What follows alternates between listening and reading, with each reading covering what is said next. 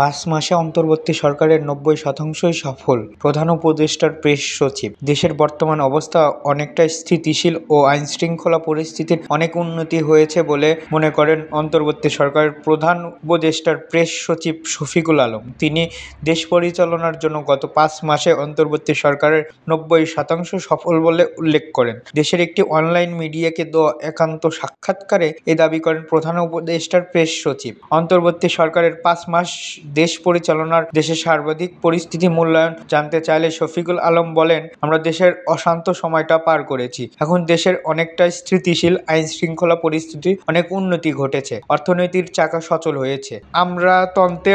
আমরা স্থিতিশীল অবস্থাও ফিরে এনেছি।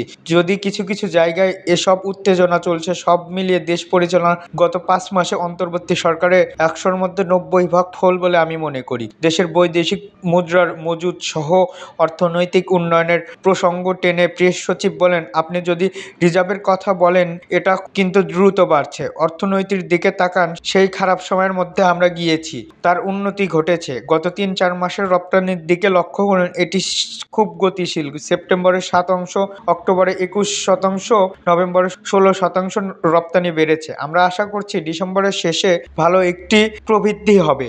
আর আইন শৃঙ্খলা পরিস্থিতির কথা যদি বলি, সেখানেও গত বছরের মতো পরিস্থিতি বিরাজ করছে। এখন আইন শৃঙ্খলার বর্তমান পরিস্থিতি সন্তোষজনক কিনা প্রশ্নের উত্তরে প্রেস সচিব বলেন, এ বিষয়ে সন্তুষ্ট হওয়া যায় না, কারণ আমরা চাই অপরাধ আরও কম হোক। নির্বাচন ইস্যুতে তিনি জানান, দুটো সময়সীমার মধ্যে দিয়ে সিদ্ধান্ত এগিয়ে নিচ্ছে অন্তর্বর্তী সরকার। ন্যূনতম সরকার সংস্কার করে নির্বাচন দিলে সেটা আগামী ডিসেম্বর আর বেশি সংস্কার চাইলে সময় আরও 6 মাস এগাতে পারে। শফিকুল আলম বলেন, গোটা বিষয়টা নির্ভর করছে সংলাপটা কেমন হবে, আমরা কতটা সংস্কার করতে চাচ্ছি তার উপরে। সংস্কার চলমান প্রক্রিয়া। বিষয়টা এমন না যে 1-1.5 বছরের মধ্যে আমাদের প্রয়োজনীয় সব সংস্কার শেষ হয়ে যাবে। নির্বাচিত সরকার এলে তারা তাদের নিজ ইচ্ছামতো সংস্কার করবে। তবে অবাধ সুষ্ঠু নির্বাচন নিশ্চিত করাই এখন প্রধান কাজ। এর সঙ্গে সংবিধান সংশোধনীর জন্য কিছু কিছু রাজনৈতিক দলের ঐক্যমতে পৌঁছাতে হবে। এতক্ষণ আমাদের সাথে থাকার জন্য ধন্যবাদ। পরবর্তী আপডেট পেতে আমাদের চ্যানেলটি সাবস্ক্রাইব করে পাশে থাকা বেল আইকনটি বাজিয়ে রাখুন।